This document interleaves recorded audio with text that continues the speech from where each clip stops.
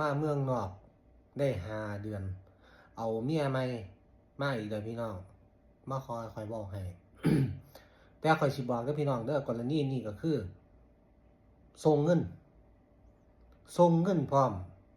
แล้วก็ติดต่อทุกเดือนแล้วก็ส่งเงินให้ใช้ทุกเดือนแต่เอาเมียใหม่เวลาคุยโทรศัพท์ก็ไปคุยทางนอกบ่เคยให้เมืองห้องก็เลยรู้ว่าเอาเมียใหม่ นั่นสิเป็นจังซี่พี่น้องข้อยก็บอกกันเตือนหลายเทื่อแล้วว่าถ้าเขายังส่งเงินให้อยู่ซื่อๆพี่น้องอยู่ซื่อๆจะเชื่อข่อยนี่เจ้าอยู่ซื่อๆเพราะว่าหยังถ้าเจ้าบ่อยู่ซื่อๆเฮ็ดให้เขารำคาญเฮ็ดให้เขานู่นนี่นั่นนี่เขาสิบ่ส่งเงินให้เจ้าเลย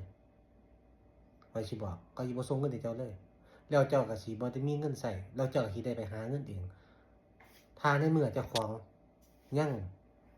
มีเงินใช้ทุกมื้อถือว่าดีแล้วเพราะฉะนั้นให้เจ้าทำใจไว้เลยทำใจข้อยสิบอกเขากลับมามื้อใดสิเอาจังใดค่อยว่ากันแต่ตอนนี้สิ่งที่เจ้าต้องเฮ็ดน่ะคืออยู่ซื่อๆพี่น้องเพราะเจ้าเฮ็ดอิหยังไปมันก็บ่มีกี่เฮ็ดอิหยังเขาได้แล้วว่าเท่าไปเพราะว่าเจ้ากับเขาบ่ได้อยู่กันมันบ่มีประโยชน์พี่น้องแม่นสิให้ข้อยเว้าให้เขาติดต่อเขาก็ติดต่อหาเจ้าอยู่แล้วสิเว้าไปให้เขากลับคืนไปหาเจ้ามันคือสิบ่แม่นพี่น้อง ข้อยเรียน100%เลยว่าเขาบ่กลับคืนไปหาเจ้าแน่นอนเขาบ่เมื่อบ้านแน่นอนแต่ถ้าเขาเมื่อมื้อใดเขาอาจจะกลับคืนไปหาเจ้าได้มันสิเป็นจังซี่แต่ในตอนนี้ที่เขาหาเงินอยู่ข้อยเรียนเลยว่าเขาบ่กลับคืนเพราะเขาหาเงินได้ข้อยถือว่าเจ้านี่โชคดีพร้อมที่เขายังส่งเงินให้เจ้าอยู่แต่ถ้าเขารู้เรื่องยามใดหรือว่าเจ้ามาให้ข้อยเว้าให้จังซี่เขาสิบ่ส่งให้เจ้ามันสิเป็นจังซี่พี่น้องข้อยสิบอกเขากลับขึ้นไปหาเขาไปหาเจ้าก็รอฟังเมืองพอจังใดเขากลับขึ้นไปหาเจ้าก็จังใดล่ะแนวเขามีใหม่แล้วเนาะก็คือว่าอั่นล่ะใจเขาบ่ได้อยู่กับเจ้าใจเขาอยู่กับคนใหม่แล้วกลับขึ้นไปเขาก็หาทางกลับขึ้นมาหาเจ้าคือเก่าสิให้ข้อยไปแจ้งตำรวจตม.อีหยังข้อยเฮ็ดบ่ได้ดอกข้อยบอกตรงๆเลยกรณีนี้ข้อยบอกหลายเทื่อแล้วเด้อว่าข้อยบ่เฮ็ดแบบนี้พี่น้องอันสิเป็นจังซี่ข้อยบ่เฮ็ดแน่นอนเพราะฉะนั้นเด้อพี่น้องเด้อเพราะฉะนั้นขอให้เจ้าทำใจไว้เด้ออยู่ซื่ออยากมีไหมเจ้าก็เอาไหมโลดหาไหมซะแต่คนที่ว่าเป็นผัวนี่ก็อยากให้คิดแหน่จักหน่อยเด้อ ว่าอยู่กันมาจากปีแล้วเขาฮักเจ้าบ่คันเขาบ่ฮักเจ้าเขาบ่โทรนำเจ้าเด้เขาบ่มาหาศอกหลอกเสกแลกให้เจ้ากลับขึ้นมาหาเขานี่คือความฮักที่เขามีต่อเจ้าให้เจ้าไปคิดเองแน่นอนว่าเจ้ามันอดค่าความไว้ดอกข้อยบอกซื่อซะมันโดนมันบ่ล่ะผู้ชายเนาะแต่ก็บางคนก็สิว่าโอ้ยข่อยก็บ่ได้เป็นข่อยก็บ่มีบ่ได้ค่าซั่นอันนั้นมันก็เรื่องของเจ้านะหั่นข่อยบ่ได้ว่าทุกคนสำหรับบางคน2%เท่านั้นล่ะที่มันบ่เฮ็ดนั่นน่ะมันสิเป็นจังซี่พี่น้องจะเชื่อข่อยนี่เกาหลีนะครับเมืองอาถรรพ์อย่าแม่นเจ้าสิไปฆ่าไปคือเจ้าก็อย่าลืมลูกลืมเมียเด้อพี่น้องเด้อส่งเงินส่งคำให้เขาใช้ก็ถือว่าดีเคสนี้คือส่งเงินอยู่เจ้ารู้บ่ว่าหลายๆกรณีที่ทักมาหาข่อยนั่นคือบล็อก